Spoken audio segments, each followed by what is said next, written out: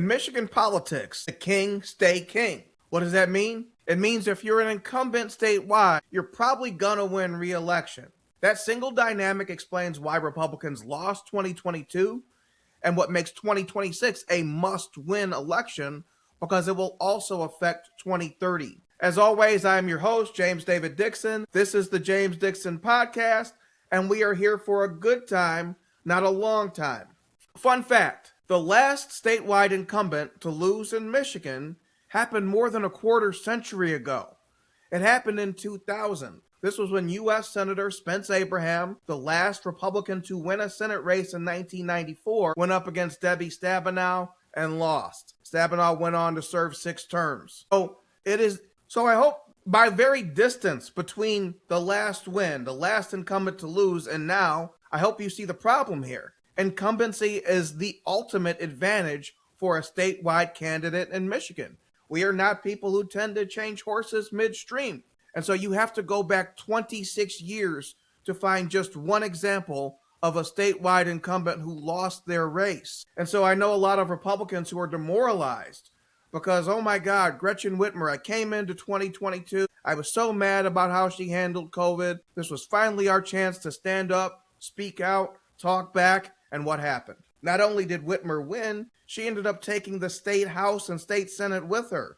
For the first time in 40 years, Democrats would hold all the gavels in Lansing. And so imagine going into Election Day, as I did, as I'm sure many of you did, thinking that this was it, that Gretchen Whitmer was actually going to get her comeuppance. In retrospect, that was closer to a naive belief than anything rooted in facts or history or even the numbers. Yes, Tudor Dixon had done very well against Whitmer in their 2 debates. But if you think about the structure of that ballot in 2022, you had a governor, statewide incumbent, who's a Democrat, Gretchen Whitmer. You had Attorney General, Dana Nessel, Democrat. And you had Jocelyn Benson, Secretary of State, Democrat. Add to that, you had 3 ballot measures that were all designed to drive Democrat turnout, including one allowing limitless abortion, which is to say there was 6 reasons for any Democrat to show up in 2022 and vote. There was only one reason for a Republican to vote, and that was to voice displeasure with Gretchen Whitmer.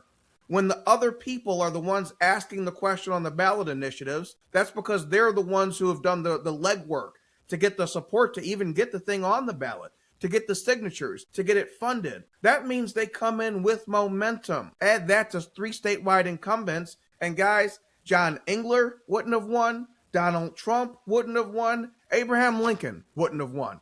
Any Republican you can think of in Michigan or U.S. history would not have won against that stacked of a ballot as we saw in 2022. And that's what makes 2026 of the utmost important. So not only do we have the governor and attorney general and secretary of state on the ballot, we also have the U.S. Senate seat on the ballot. And for the first time in history, we have 4 statewide races with not one incumbent between them. What does that mean? It means Michigan can and will be a very different place in 2027. Michigan in 27 is going to reflect someone's values. The only question is whose, and why not ours? So whoever works hardest between now and November 3rd is the one who's going to control the future of this state for damn near the next decade. If it's Democrats, they're going to run Michigan into the ground. If Democrats were to run Michigan for 16 straight years from the governor's office, there wouldn't be a year 17. We would be contracted. We would become something less of a state. We'd become something like a Puerto Rico status. But all the beauty, all the advantages of living in Michigan, those would all go away. It would be more of the same as we've seen through Gretchen Whitmer, where the damn roads, the damn schools, and the damn data centers all become more of a problem over time and not less of a problem. So let's talk about the governor's race.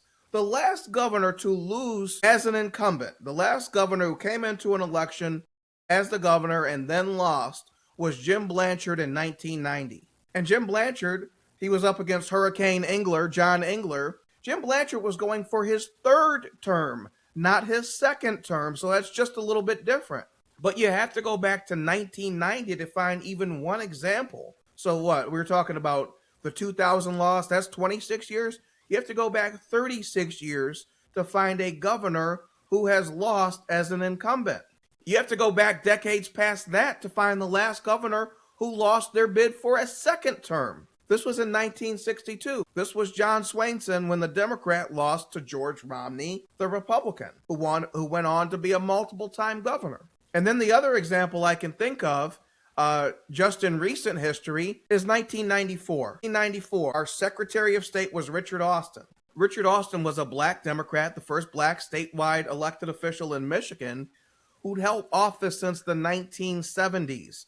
We didn't approve term limits in Michigan until 1992. So on the first election that would have counted toward his 2 terms in term limits, he lost. He lost to Candace Miller because John Engler was at the top of the ticket. And that was also, so think about what happened in 1994. You have John Engler against a guy named Howard Wolf, never to be heard from again. But you also had but 1994 was also what the national media likes to call a midterm election for President Bill Clinton. And so all of those forces conspired. This was the 1994 Republicans who took over the U.S. House and did the contract with America. And so that was such a wave year that Republicans took power nationwide after 4 decades out of power. And so that confluence of events led Richard Austin to lose his position as Secretary of State. But these things are extremely rare. It is extremely rare that a statewide incumbent would lose in Michigan. So I will leave you with this. Close your eyes and imagine. It's 2030. Senator Alyssa Slotkin is finally up for re-election. She just squeaked by 19,000 votes in the 24 election.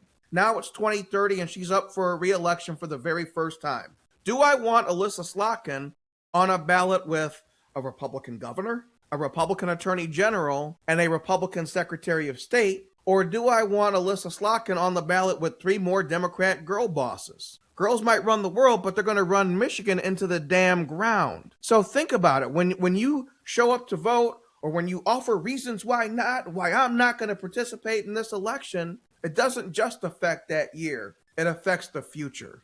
And so if Michigan in the future, in the 2030s, 2040s, is a place you'd like to be viable, a place you'd like to live, what happens in November 26 is going to determine that whole thing. In Michigan, the king stay king. Be careful about who you turn into a king. See you next time.